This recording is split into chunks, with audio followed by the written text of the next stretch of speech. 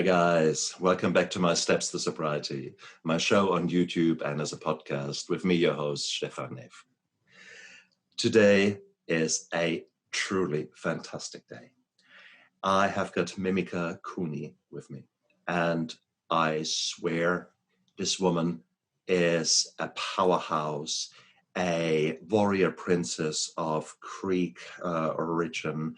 She is a go-getter and a woman who doesn't take no for an answer, an honorary member of Control Freaks Anonymous, an established author.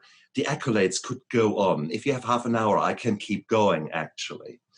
And Mimika is an amazing woman who actually has found Jesus Christ at a very early stage, but also has gone through tremendous amounts of trials and tribulations and has written about those and the lessons that she learned in several books. One of them is From Warrior to Warrior, and because I'm a martial artist, so that always caught my attention at first. When I started reading it, I couldn't actually put it down. So from that moment onwards, I knew I had to talk to this woman and get her onto my show. And despite of COVID and despite of all the challenges this year, I finally could track her down and get her here and have her on my show. So Mimika, I'm so honored and humbled that you spent some time with me today. Well, thanks, Stefan. I so appreciate the invitation. I'm honored and humbled to be here because, little old me, my little corner of the world, just doing my thing. I feel I'm just really grateful that my story is reaching other people and really helping and inspiring. So I appreciate you having me on the show. Oh, it is an absolute pleasure. And it is, when I sort of thought about it, how do we start this interview? There are at least a dozen different angles that would be interesting for my viewers and listeners. But I think right now we are both parents, and you have written the book From Warrior to Warrior, very much with that background. And I think let's start with that, because there's so many people out there who are like us, who want to make this world a better place, and specifically for our children, because we love the buggers. We love them to bits. I mean, that's why you have to vomit over your shoulder at 3 o'clock in the morning and you find still that cute. And you just think, oh God, what happens when you turn from this suave, cool guy into dead, including the dead bot and including the everything else. And it's the same for a mummy here. And your journey is just so amazing. What made you start writing this book? I tell you, where do you want to start, right? As you mentioned, my book was really written out of a place of pain, because I really feel like I've been journaling since I was a kid. Like, the way to get my thoughts out is to be like, dear diary, you won't believe what Susie said to me today. So as a habit, I've always journaled my process, right? It's a way of me sort of, processing my thoughts, and then I can read it back and realize I'm sounding like a petulant child. And I'm like, okay, you need to pull yourself together, girl. But through this process and through the years, I've realized that there is a lot of power in when you're able to share something that you've been through. And this was no exception. So, I've had a very varied background, but this particular book came from a place where I had gone through a really, really hard season. And some people like to call it the dark night of the soul, or the wilderness, or whatever you want to call it, where your world is turned upside down, and all of a sudden everything that used to be is no longer, or starts shifting. And I think a lot of us today are in that situation where the normality of what was is no longer, and things are changing. And sometimes we either go with it, or we resist it, or we just kind of get pulled along. And in this instance, I had a close relationship with my mother-in-law, which you mentioned before we started recording, that you were born in the same place in Mannheim in Germany. So there's lots of connections there. So Heidi was, I got to know her because I met my husband when I was 15.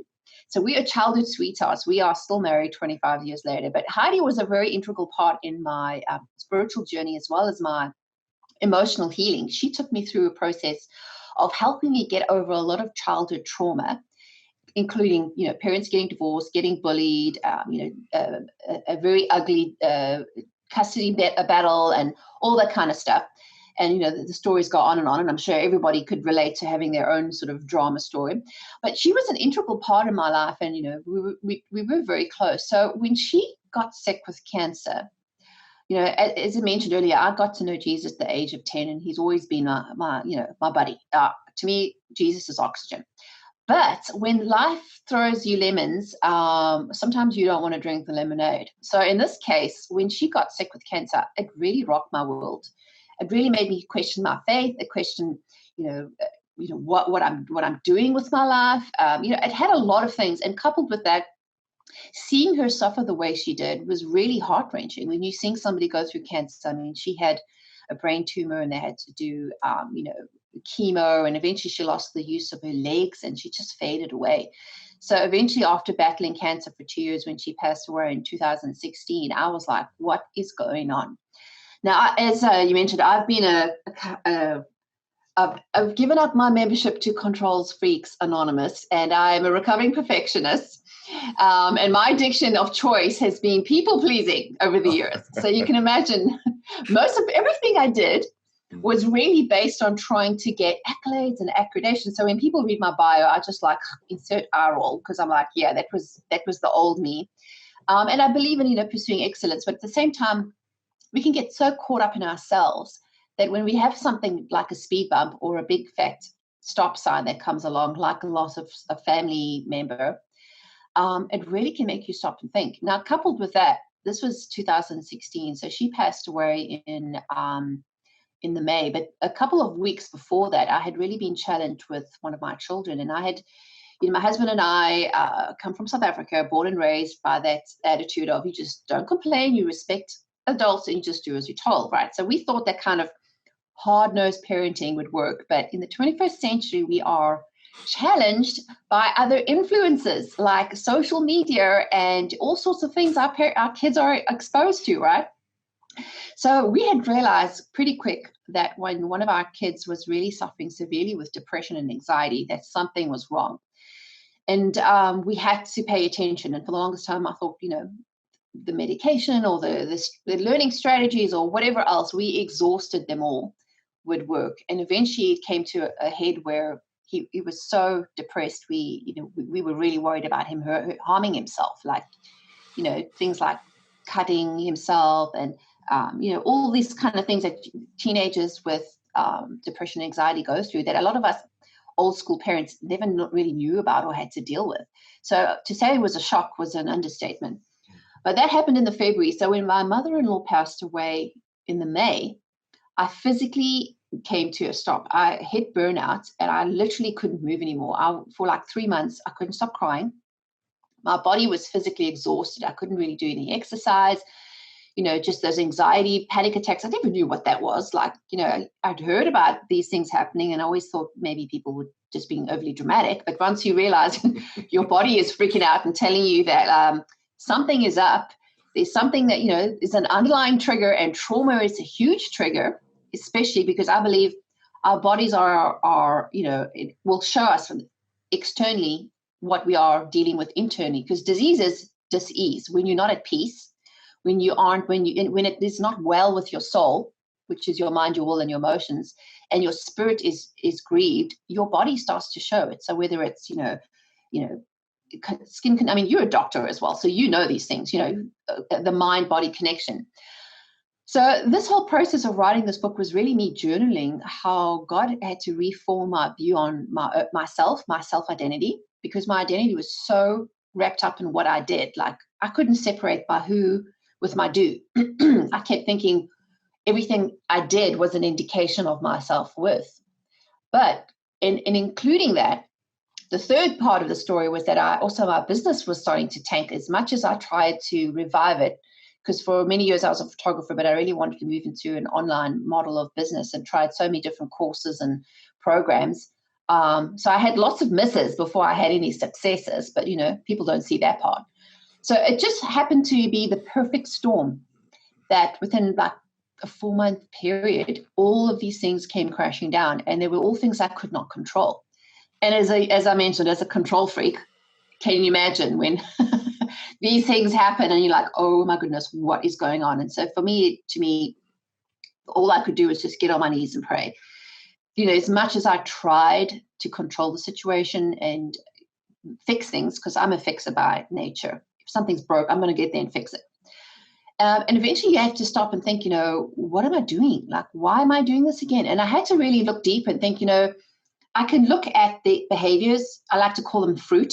The fruit on the tree will keep growing. You can prune it a little, but unless we get to the root and we rip that tree out by the root, that tree is going to keep pollinating itself and producing fruit, whether it's good or bad fruit. So I had to start really looking into why I would react the way I did.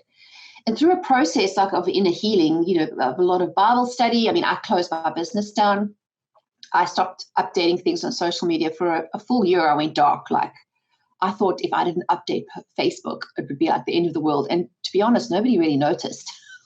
Only a few people were like, I've noticed you haven't really been online as much. Like, what's going on? I'm like, thanks for paying attention. But yeah, so all the things that I thought were important, the likes and follows and, look at me. And all of a sudden, everyone is busy with their lives. That I had to realize and come back to a place like, what am I doing this for? What is my big why? What is my purpose? And am I actually pursuing the purpose that God made me to be? Or have I just fallen into the trap of following what I think other people expect of me or what I think might work or might be successful? So I had to really unravel and to be able to rebuild myself up to finding my path of purpose. And for me, I've always been in, I'd love to share, I love to speak. As you can tell, I can talk 100 miles an hour.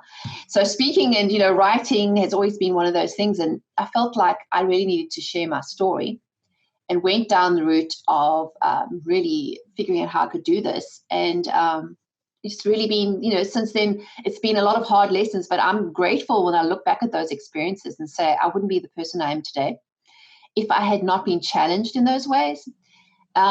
Especially on the mindset level, and really have to say that, a lot of the time when we are challenged with these things, like talk about parenting, right? Especially when we have children, they're no longer part of us. They are individuals who walk around with their own mind and will and expectations and emotions.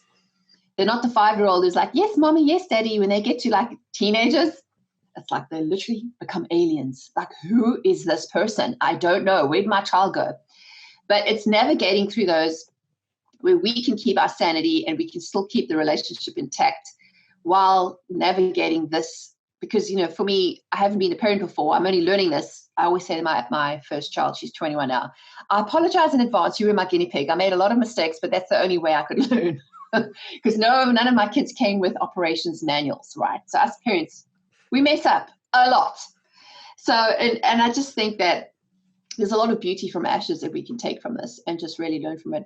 So long story short, the book, it's called Warrior to Warrior, A Mother's Journey from Fear to Faith, was really my journey of being challenged about how do I deal with a child who's going through this by dealing with my own internal issues. And I had to go through everything from dealing with rejection, dealing with pride, dealing with, approval addiction, and really finding myself and finding my faith again and rebuilding and getting rid of those roots of trees that didn't need to be there. Like anything, pruning can be pretty painful. But through the process, I ended up realizing that I was writing a book that would be useful to other people. So even to this day, I sometimes go like, oh my gosh, I can't believe I've shared that, like, got myself out there.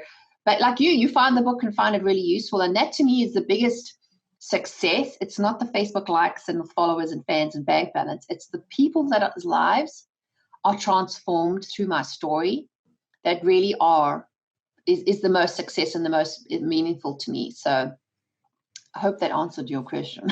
Oh, hell yes. Hell yes. And it's actually really, really lovely to read about you because you are honest about your own background, which of course makes you the parent that you are. You grew up in South Africa in a more kind of orthodox, more kind of conservative setting.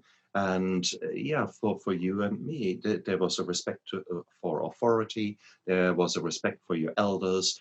You were there to be seen, not necessarily heard. Although you made a change there because you were the evening entertainment with doing Yes. dance shows on the coffee table, etc. So from an early age onwards, you were pleasing your parents, and you were there. You loved the accolades. You loved you lived for that. But then you got bullied at about the same time as I did. You got beaten up by two girls when you were 30. Then the whole South Africa turned into this nightmare with apartheid disappearing, good news, and then the void being filled with chaos, violence, etc. And you described so beautifully that your father was so frustrated about that loss of control, the thefts, the violence that encroached into your thing. No surprise that you learned that control is a good thing and not being in control, bad thing. So yes, and you took control. You emigrated. Your childhood sweetheart. You went to the UK. So again, your whole life was there taking control.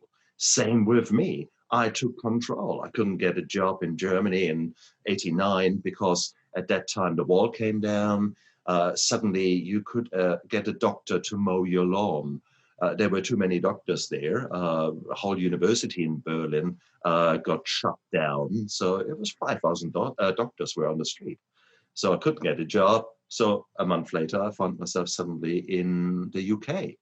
And because I was a go-getter, I was, from an early stage, I equally felt the need to control my environment, which is crazy because then the alcohol took all the control away from me. So that's, you could talk about schizophrenia there until the cows come home, but it was what it was. So my yearning for control certainly defined me, and it made me who I am. So bottom line is, in the sense of a successful doctor, by just being that go-getter. So cool stuff. But then when it really comes close to you, your own family, your own things, then you suddenly realize you can't control that so easy. And you try something and it doesn't work out. And guys out there, if you listen to that, you know exactly what I'm talking about. Because whatever you have tried has not worked out.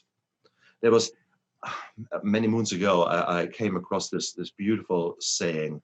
It was someone complaining, God, the youth of nowadays, they are just horrible, disrespectful to their elders. They have so many changes, and the way they eat, the way they behave, the way they talk back to you, it's awful. And you think, yeah, sure, that's who wrote that? And you look down there, it was Homer, or one of these really 3,000 years ago Greek guys. Nothing has changed whatsoever.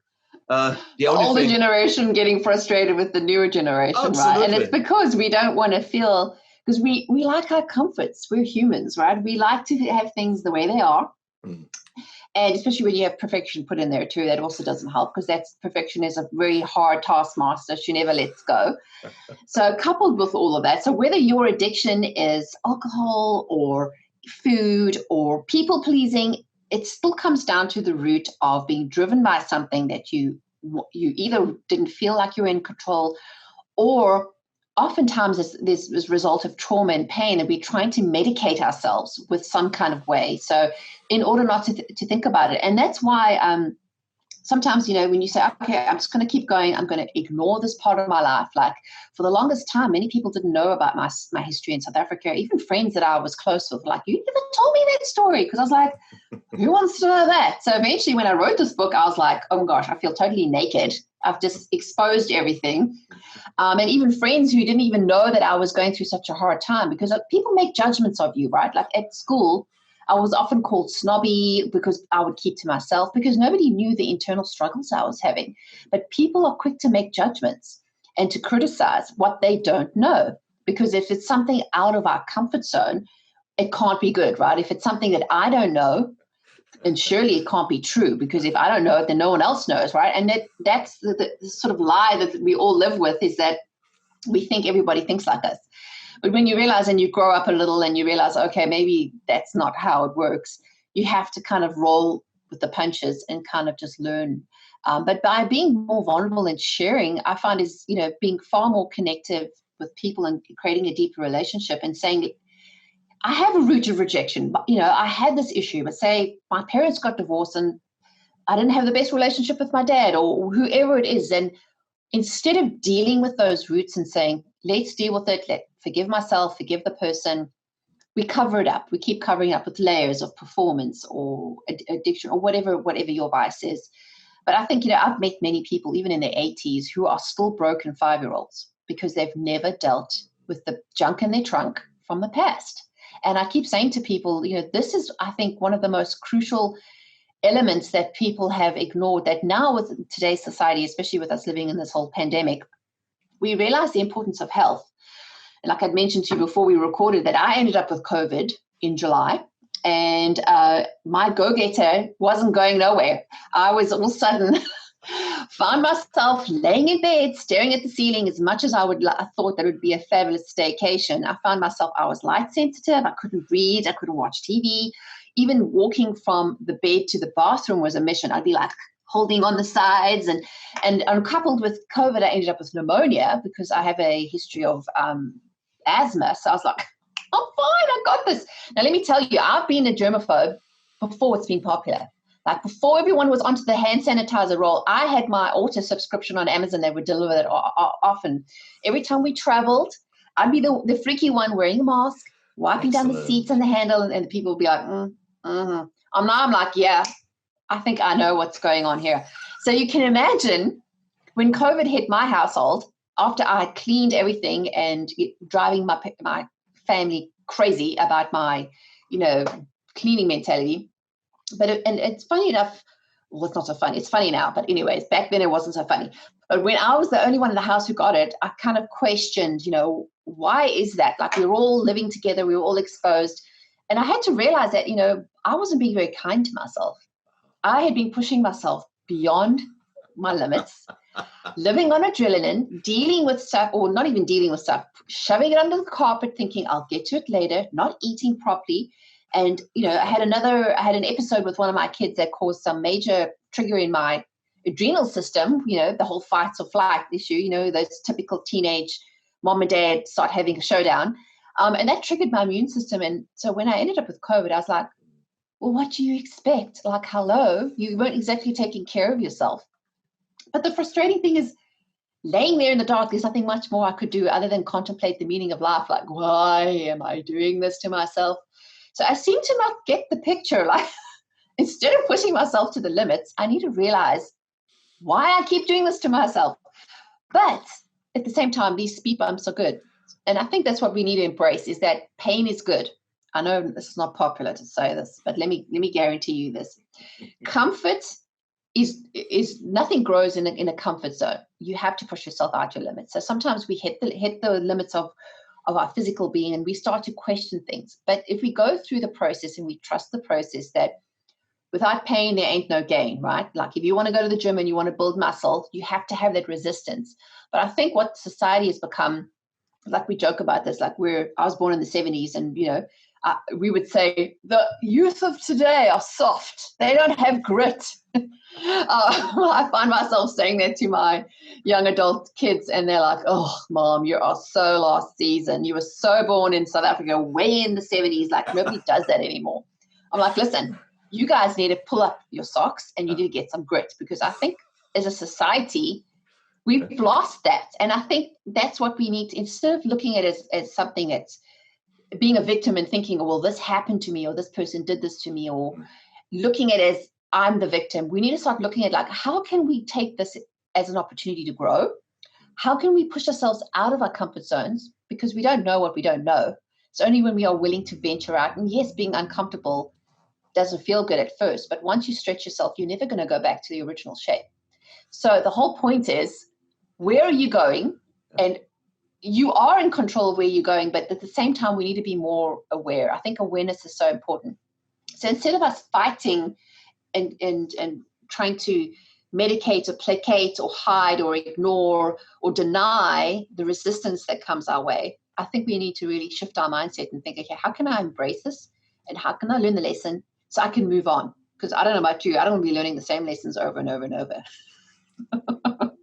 As far as it goes with the burnout, though, the two of us are prime examples. Please, I've made a living out of burnouts because I was go, go, go, go, go, go. And it was typically in the past when I was still drinking, it was typically on the holidays. It was go, go, go, go. And then finally holiday. And without fail, I had a cold. I had.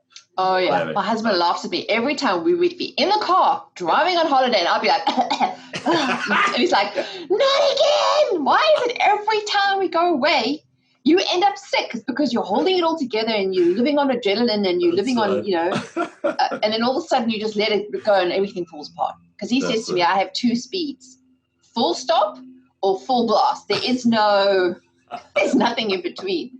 So, Exactly. And that is, I was like that up until rehab. And even nowadays, I mean, for crying out loud, that's 12 shots of coffee. By the time I've done interviews today, they will be gone. Okay. And then you need to switch to green smoothies. Okay. Kale is so much fun. Oh, I can tell you don't like it, but you're going to have to detox that system. Oh, please. Eventually you'll embrace it. So whether it's exercise or green smoothies, be willing to try. And eventually you'll be like, oh, I like this. Oh, please. That's true. But then again, there's my addiction. Here I'm addicted to the adrenaline. I'm addicted to feeling this good, to have that, power. You're like a celebrity, right? They like trajectory rise to the top. And that's why we often see them ending up depressed or suicidal, because here's the thing. We can't maintain super high highs because the higher you go, the lower you're going to fall. And that's why we have a problem with depression and anxiety in today's societies, because there's no balance. Everything is either super high and we're addicted to this feeling good and go. Then the body says, hang on, I can't handle this. And then it crashes. Exactly. So we need to find that balance, right? We need to find, and for me, I say, especially to moms, we are usually terrible at self-care. Uh-huh. And because we are the last ones on our list, we want to make sure the kids are fed and, the housework is done and the list is ticked off, the husband is happy, the groceries are done, the cooking is, and by the time you're like, what? To take a nap? Like, what is that? Yeah. But saying that now, I'm like a dinkum toddler. After COVID, I get to 4:00 and I'm like, I can't function. I can't do dinner. Let me go and have a nap. And I've realized now that as I'm almost, I have to admit, I'm almost middle age. I'm not the 20-year-old that could go for 16-hour days for 3 hours of sleep, because now my body freaks out and says, this ain't going to cut it. Like, if I want to make it to my 80s and 90s, I have to be thinking about how I'm treating my body now, that I have to detox myself from being addicted to that adrenaline mode. And sometimes sitting on my hands and being quiet, I'm like, what do we do now? What do we do now? It's hard. Rest to me it's like punishment. Like my mom would say, go lay down and rest. I'll be like, oh, I don't want to go. That's pain for me. But I think that's part of what we need to do, is we have to be willing to let go and say, I'm not finding an identity in my addiction. Like saying, I agree when you're, alcoholics to say, admitting that you are and you have that problem is the first part of recovery. But there comes a time in your life where you have to let go of that badge and say, who am I going to be? That might have been who I was, and that might have been how I identified. Like for me, I always had my identity in my accolades and what I was achieving and what I was doing, like whether I was a photographer or a marketing consultant, or I could never just describe me for me. It would always be what I'm doing. I couldn't figure out how to separate the doing from the being. Because at the end of the day, we're human beings, not human doings. Hello. So part of the whole process is readjusting the way we look at ourselves and redefining our identity. And for me, as well as a woman of faith, I find that the best way to do that is going back to basics. Like, how did God design me? Like, what was I like as a 5-year-old? Like before I was worried about what everyone thought about. What were the things that brought me joy? What are the things that came naturally to me that I would do without thinking, that I didn't start or stop doing because of what I thought people were going to say? So if I could go back to thinking of how I was as that carefree childlike, with that childlike wonder, and that's really what I find so encouraging about faith, is that's how God loves us, is the way he made us. That we mess it up by going to add on all these extra layers of things. And he's like, I just love you for you. Like, I don't care what your resume looks like or how many things or how much money you have. Eventually, I just want to hang out and chat, like, just like a good old friend. So for me, I had to realize I had to go back to basics and reassess, like, why I was doing things and what was my purpose. Because I think a lot of us can go and get taken up into an area because we see somebody else making money or somebody else who has more Facebook likes and who seems more popular, who seems like a go-getter, and maybe their way of doing things I should try too. But I say trying to walk in someone else's shoes is not going to fit. First of all, it's not comfortable, it's not my style, and it's not going to take me where I want to go. So what is the point, right? So we need to really make sure we understand what do we want to be known for and who are we at our core without the layers. And then we can start to build up. So sometimes it takes a little bit of going back and undoing the things we have learned behaviors, learned mindsets. But one of the biggest themes I always say is, change your mind, you'll change your world. If you change the way you think and the way you see things, the world becomes a huge open opportunity. And then all of a sudden, you start to see things in a new light. So, yeah. So and I'm still learning, by the way. I'm still on my way. I haven't arrived. And you will never do that. You will never arrive. At some stage, there is an end to your journey, no doubt about that, at least the journey as we know it now. But the reality is we are on this learning path. And I loved the way you wrote it and you said it, that we do not have user manuals, neither for our children nor for ourselves. And that's the problem. We are dabbling. We are trying a bit this, bit that, and then you find a shortcut in your computer language, and you think, well, that's hack. Cool. All those hacks. The hacks, that's right. The life hack is good. The life hack of alcohol or the life hack of sugar, the immediate gratification, I've got 10 more caffeine. Likes. Oh, come on, stop it now. Stop it. Cut. I'm kidding. I'm half kidding, actually. Because I'm quite happy to accept that there is a Dr. Jekyll and a Mr. Hyde in me. This is the Mr. Hyde. I can live with that. There have been worse Mr. Hydes in me than this one here. But there's also the guy in me who will, after 2 interviews this morning, has shut the door, will not do 2-3 more interviews, but instead will go into the pool, do a swim, then a stretch. And the stretch will be meditation. Whilst I stretch, I meditate. Or tomorrow I might be in a spa or in a sauna. This is my that time. Sounds fabulous. Exactly. That's my time. That's me doing nothing. Self-care. Exactly right. And it took me a while to realize why I love my spa so much. I thought, must be the warmth and my muscles relaxed. No, because I'm actually looking after myself, number one. Number 2 is I'm actually clearing my mind. It is meditation. My mind wanders and I let it go somewhere. And then if I say, no, I don't want to think about it. Come back. Let's think about nothing. It's just these jets just hitting you on your back. That's beautiful. And let's take that breath. Ooh, isn't it nice? The breath goes in, the breath goes out. Pure meditation, pure micro breaks. And that is where you need to balance in your life. It's okay to do that. It's okay to run on adrenaline. I can't, in my job as an anesthetist, say, I want to be more zen. I want to do hum. But the patient is bleeding out. 1 second.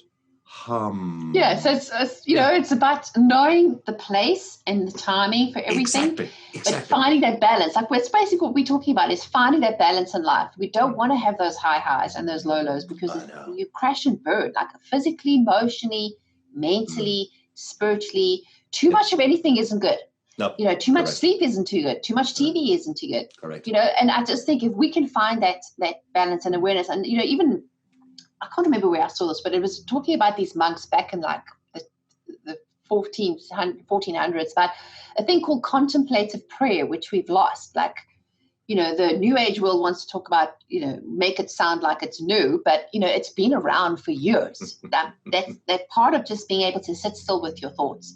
Because nowadays, 21st century living, you're constantly bombarded. Like they say, we are bombarded with like 50,000 messages a day, which is twice as much as people would have got in their lifetime 100 years ago. So if you just think about it, that's no wonder our kids are like freaking out. Their brains cannot absorb all this information. Like back when I was in South Africa, okay, everyone says South Africa was way behind the world, maybe 10 years. Growing up in the 70s and 80s, we had like 3 channels, and the ways that I learned about things was from magazines and the 3 TV channels we had and my friends. Now, when my kids, fast forward 20 years, social media and YouTube and, TV and the internet and like, that's like too much going on. So if we as adults know that is taxing on our body, it's no surprise that our kids are suffering from that too. So I think it's so important for us as parents, as we're learning to be kinder to ourselves, is to also have a different viewpoint and be willing to think, okay, we are living in a different society. Yeah, maybe kids are not as respectful of adults as they used to be, because that's what society demanded then. But how can we meet them where they're at? So for me, this whole experience of dealing with my child and helping him navigate 7 years of depression and anxiety, now he's a independent, self-assured, living on his own, much better, and he's far more self-assured, and we have a good relationship. We didn't have to burn bridges, because I realized soon that I didn't have to have it my way or the highway. We can meet them. We can, whether it's a child or a relationship, meet them where they're at. Like I always remember that my husband and I had this epiphany that, our son wasn't the sporty child that you see some of these other boys. He's an artist. He's, very much in his head. And when we realized computer games was his thing, we realized if we wanted to connect with him, we had to meet him where he's at. That even though my expectations or thoughts of what a 12-year-old boy should do, I had to realize why it was important to him.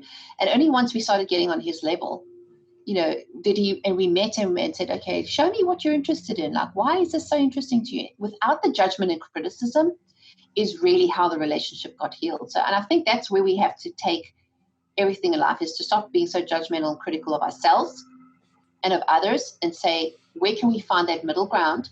Where can we find balance? Because being right is overrated. I can tell you that. Trying to win an argument, and I like to be right. So for me to say, be humble and to say, I'm sorry, I made a mistake. Believe me, I had to work through those pride issues. Okay. No shit, get Sherlock. tested on that. So it's Exactly.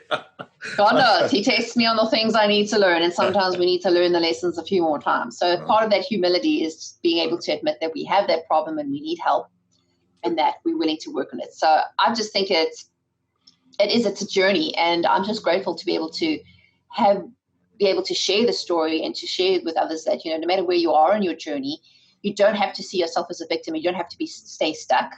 You always have a choice. That's the difference why, my 10-year-old says to me, like, why doesn't God just make everybody believe in him? Because I was like, he gave us free will. He wants us to want to choose him, just like you have a relationship. You want to choose to be in a relationship with someone.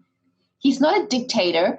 You can't just demand that someone be your friend, like it doesn't work that way. Relationships they're built on trust and time and patience and love and understanding.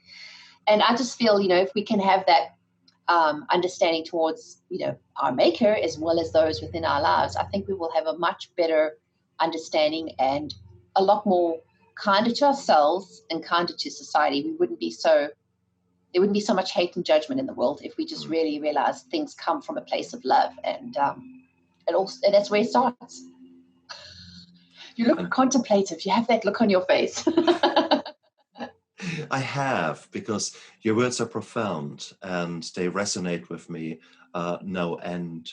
But as with every good insight, it makes you think, and it makes you reflect on your own behavior, on your own values, on your own, what happened yesterday between my son and me, and where does that fit now with our discussion? That we are having here. So there is this kind of intellectual, abstract, this is how we are supposed to be. Of course, we are the modern, now reformed grown-ups that accept that the children are their own beings, and they might not fit into our belief system. It still pisses me off that the garden is not weeded, that the washing up had to be done by my wife, that it was all beautifully hoovered. And I said, oh, well, thank you very much for doing that. And then the answer is, well, actually, I can't take credit for that because mom did that. And you think, oh, you still have to deal with those deeply, deeply, deeply ingrained belief systems. Your values are there, and they're there for a reason, because only just because they don't fit right now into this situation doesn't necessarily mean to say that they are bad. Okay, it is what it is. You have to analyze and be careful that you don't lose yourself again in the people pleasing. This time you're pleasing your son, your daughter, because you just try to make it work, try to make it happen, and you back off so much that everything is all right, regardless how selfish and stupid things they do. It is, and whilst they use two judging descriptions of behavior, you all know what I'm talking about. Okay, so it is what it is. If the room looks like a huge mess, well, the room is a mess, which means someone hasn't cleaned up. In all fairness, when I look around here in my production studio, we should probably not go down that route. But well, in these instances, you think, even as a parent, like we have this, like, I'm the parent, you're the child, you're meant to listen to me. And I can tell you some of the biggest breakthroughs I had with my son was, and I said to him, I'm really sorry if, just apologizing and saying, I'm really sorry for messing up. Like, I didn't mean to shout at you, but I don't know what else to do. When you reveal your heart and you come from a place of love and judgment, you're like, how can we make this better? How can we have a discussion without us irritating each other? Because it seems like I said something to offend you? And it's amazing how when you put your defenses down and you come from a place of humility and they're like, you know what, Mom, I was really not happy when you did that because this and this and this and this. You're like, oh, okay, I get it. This isn't about a control fight between who's going to win the battle, right? Sometimes deflecting it and saying, okay, I totally screwed up. Like, I'm so sorry. Will you forgive me? Because when you ask for help or when you say sorry, it's amazing, especially when you're dealing with the teenage psyche. It's like they don't know how to react because they're so used to being on a defensive, like combative level, that if you can come from a level and say, what is it that's bothering you? Like, I sense that you really, PO'd with me from something I said or did. Like, what is it about you that, what is it about the situation that really you don't want to like go with what I've asked? Like, tell me what you're thinking. I mean, for me, like an example, like I had a similar instance a couple of years ago with my son, and he just wouldn't do what he wanted. And then I was like, what is your deal, dude? Like, I feel like you're blaming me for something. And he's like, Mom, I went to my friends and they were telling me about Pokemon, and I am really angry with you because you didn't let me watch the Pokemon videos back when I was 8.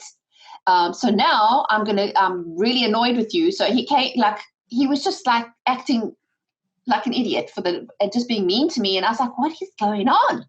When I got to the bottom of it, I was like, so you're angry with me today because of a decision I made when you were 8, when you didn't really know what decisions were. So, well, I'm really sorry that it disappointed you. But as a parent, I thought I was doing the best thing for you because I didn't think that was the best influence for you where you were at. Yeah. So now that you're 18, well, I'm sorry, will you forgive me? And he's like, yeah, I suppose so. End of discussion. Exactly. I could have gone into defense mode. I could have been, I listed all the things. I've just realized it's just being right is overrated. It's just really is not worth it. I mean, take social media. Yeah, choose your battles. Like, go on like social media lately. Like, I have been taking a break and not getting too involved because I can't deal with this negativity out there. Like, The only reason I go on now and then is to see if anybody sent me messages or if any prayer requests, like I'm part of a few of these prayer request groups. Other than that is I will not engage with that kind of behavior. Same thing as with kids, right? We, as parents, we're learning this because here's a saying my father-in-law has always said, why do you want to fight with the pig in the mud? Because you're going to realize pretty quickly that the pig likes it. So the more you keep rolling around, you're just making the pig happy. So how about you try a different approach? Nice one. So, nice one. Yeah. So really it comes down to choices. And as mentioned, meaning the free will part of our life is that part of our human nature is that we have that will. And this is where we're coming up against the teenage life is that free will is coming up. They want to exert their own independence, their own choices, and they start to question everything. I mean, my own son as well turned away from the faith. He doesn't believe in God. He doesn't believe in anything, even though he was raised in a Christian home. And I believe one day he will find the light. I just have to still love him through it and be patient. And I'm not expecting him to believe what I believe. I want him to have his own understanding and his own experience and his own relationship, that he will understand that he's going to believe things for himself, because no matter what I do, I can stand on my head and do cartwheels. You can't convince someone if they don't want to be able to hear another perspective. So sometimes it's better just to, keep the peace and just say this conflict isn't worth it. Exactly. And here we are. So two parents, same battle scars, and same insight to actually say, look, let's really choose your battles. Choose when it is right to be right, and when it is okay to be right, but don't insist on it. And it is sometimes it's so much easier, as I especially said, with empathy, when you can come from a place of empathy, like if you can understand, like, why are you upset, or also, and flipping the script and saying, like I found with my kids as well, just telling them to do something is less effective than saying, the reason I'm asking you to do this is because mommy is really stressed and tired, and I've been really dealing with this issue here. And sometimes when you give them information, they're like, oh, okay, I get it. Thanks so much. And of course, 1,000 thanks for the favors done that you do anyway. I pack the dishwasher, clean up. But I think everybody wants validation, right? Everybody is seeking approval. Everybody wants to be loved, and everyone wants to be accepted. So if we can remember that everybody is coming from that place of wanting that love and acceptance, that it'll help us be more empathetic and realize that we're all human and we are all make mistakes, but sometimes we don't have to be so dogmatic in our thinking and in the ways we deal with things. That humility and walking in love is always going to be the way to move forward. And guys, I mean, out there, when you listen to that and you sort of halfway think, yes, I understand that, but now I am it.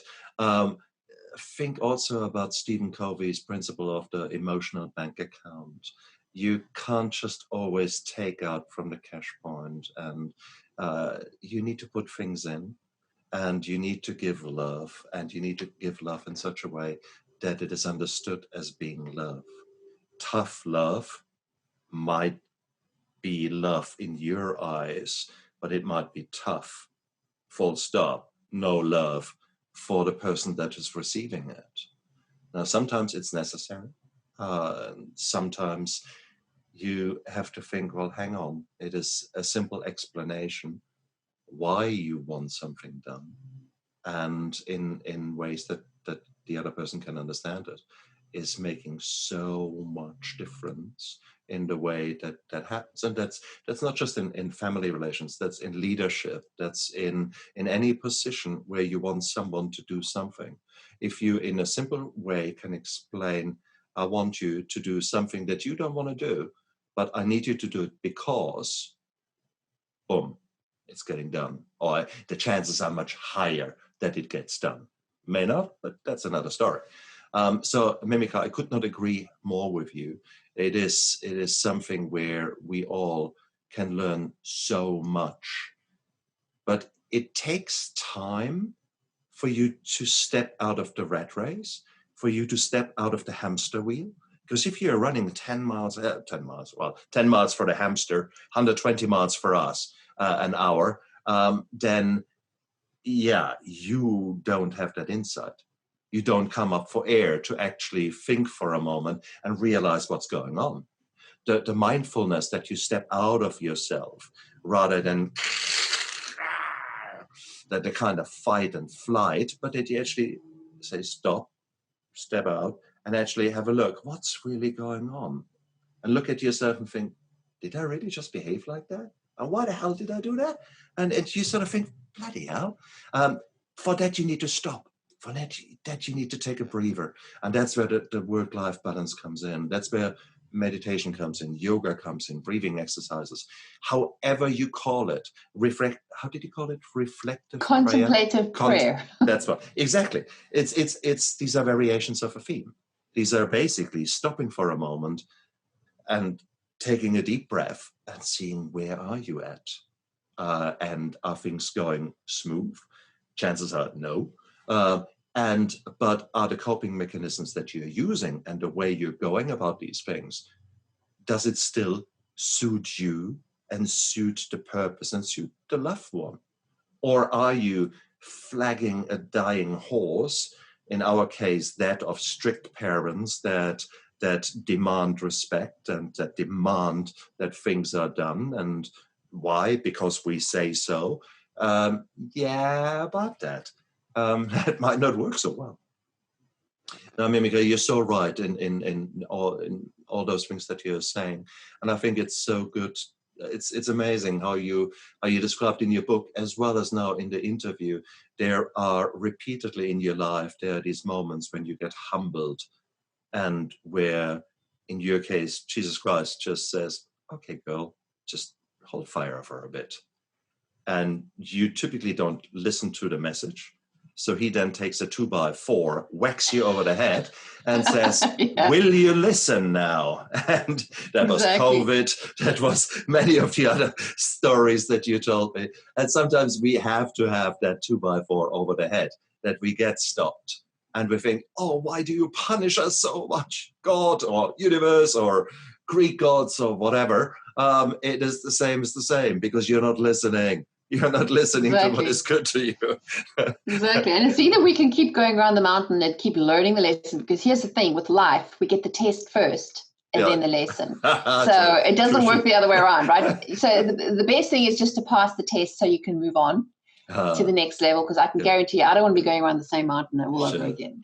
That's true. But when we talk about tests, there's the lovely saying, sometimes you win, sometimes you learn. Yes. I actually like the learning. I actually like to make mistakes and then learn from them. In the past, I've repeated the mistakes so many times just to make sure that I get the lesson.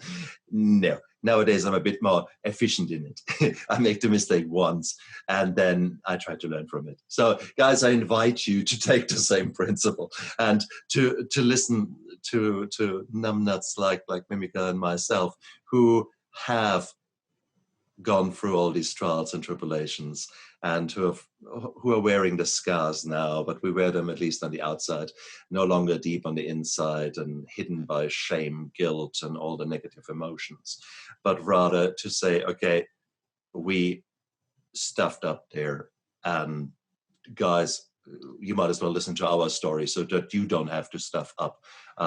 That's where we are becoming the open and humble people that we are, the crazy people. How the hell can you tell all that in public? And repeatedly people tell me, well, you're a doctor, but you're telling all that about yourself?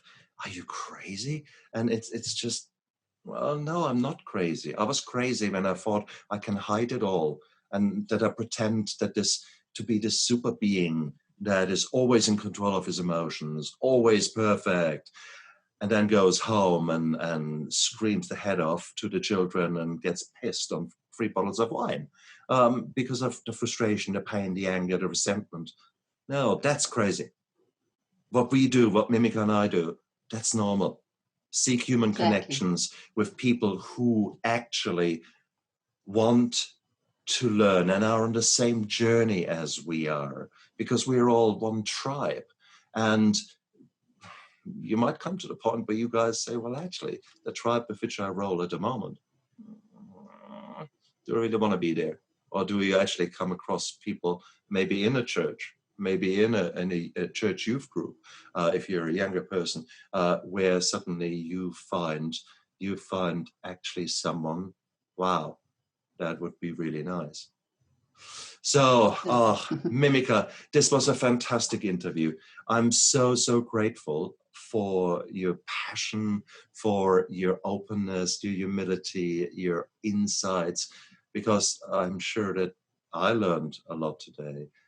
You held a mirror in front of my face, no two ways around that. And I will still not stop drinking coffee. Forget that. There's a line. And kale, I've tried it. It tastes like lawn clippings. Oh, you got to add the flavors to it, okay? You're going to make it taste pretty. That's cool. So give me spinach all the time. My garden is overgrown with spinach. So I go down that route. Well, there you go. There you go. It doesn't have to be the super kale. So I guess what I'm saying is, you guys have to live your own journey. You have to live your own life. And there will be times when you choose the cheesecake, but there should be the balance where you also choose the kale, or choose actually just that moment of sanity, that moment of quietness, of calmness, and reflect, is what you're doing still serving you? Or is it time to make a different choice? Because it is free will. It is all about choices, and you guys can make that choice. Mimika, thank you so much for joining me today. I love talking to you. And thanks for having me. This has been super fun. I really appreciate it. Absolutely. And you guys out there, look after yourself. Have a fantastic time. Bye.